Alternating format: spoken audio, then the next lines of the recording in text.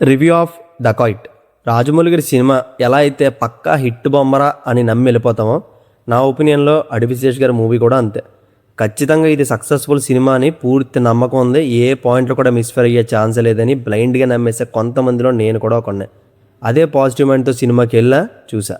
మరి ఆయన మీద పెట్టుకున్న నా నమ్మకం తాలూకు సక్సెస్ స్ట్రీక్ని ఈ డకాయిట్ కంటిన్యూ చేసిందా లేదా అంటే కొంచెం అటు ఇటులో అలా ఎడ్జ్ లాగింది. నా ఎక్స్పెక్టేషన్స్ని అయితే ఫుల్ ఫ్లెజ్డ్గా మ్యాచ్ చేయలేకపోయింది. కంప్లీట్ డిసప్పాయింట్ అయ్యా అని చెప్పను, కానీ compare to first half second half work అవడం, లాస్ట్ 20 minutes కథ ఎమోషనల్ టర్న్ తీసుకోవడం వల్ల పాజిటివ్ ఇంపాక్ట్తోనే బయటకు వచ్చా. మొత్తానికి నాకు నచ్చింది సినిమా. అదేంటో చాలామంది ఫస్ట్ హాఫే బాగుంది, సెకండ్ హాఫ్ లెట్ డౌన్ అయిపోయిందని మాట్లాడడం విన్నా, కానీ నాకు మాత్రం సెకండ్ హాఫ్ కంప్లీట్గా నచ్చేసింది. స్టార్ట్ టు ఎండ్ వరకు ఎక్కడ కథ నుంచి డైవర్ట్ అవ్వలేదు, అలా స్టిక్కే చూశాను. ఎందుకో చెప్తా. ఫస్ట్ హాఫ్ అంతా స్టోరీ బిల్డ్ చేసుకోవడానికి, సెకండ్ హాఫ్లో మెల్లిమెల్లిగా రివీల్ చేయబోయే ప్లాట్ ట్విస్ట్ని సెటప్ చేసుకుంటూ వెళ్ళారు. హరి క్యారెక్టర్ తను ప్రేమించిన అమ్మాయి మీద ఎందుకు రివెంజ్కి వచ్చాడు, అసలు వీళ్ళ లవ్ స్టోరీ ఎలా స్టార్ట్ అయింది, ఎలా ఎండ్ అయింది, సరస్వతి క్యారెక్టర్కి వచ్చిన డబ్బు సమస్యలు ఎక్సెట్రా ఇవన్నీ ట్రైలర్లో చూపించేశారు. మ్యాక్సిమం ఇదే ఫస్ట్ హాఫ్లో జరుగుతూ వెళ్ళింది. బట్ ఇక్కడ ప్రాబ్లం ఏంటంటే నెరేషన్ గ్రాఫ్ సడన్గా హై ఇస్తుంది, సడన్గా అలా స్లో డౌన్ అయిపోద్ది. అండ్ యాక్షన్ పార్ట్ కూడా పెద్ద ఎంగేజింగ్ ఏం చూపించరు. చేజింగ్లు అవి బలంగా ఉంటాయేమోనని చాలా ఎక్స్పెక్ట్ చేశా. నాకైతే యాక్షన్ పార్ట్ కన్నా డ్రామా అండ్ ఎమోషన్ వర్క్ అయింది. ఇంటర్వెల్ కూడా డీసెంట్గానే ఎండ్ చేశారు. అండ్ సెకండ్ హాఫ్ స్టార్ట్ అయినప్పుడు ఇదైనా బాగుంటే చాలరా అనుకున్నా, కానీ చెప్పానుగా నేను కంప్లీట్ సాటిస్ఫై అయిపోయాను. క్యారెక్టర్స్, స్టోరీ, ఎమోషన్ 1 by 1 అలా రివీల్ అవుతూ ఉంటాయి.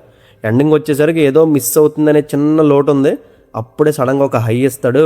ఆ ఎండింగ్కి నేను వెళ్ళిన థియేటర్ మొత్తం విజిల్స్. అసలు లవ్ స్టోరీలో ఇలాంటి రైటింగ్ ఎవ్వరూ చూపించలేదు. చాలా చాలా యూనిక్.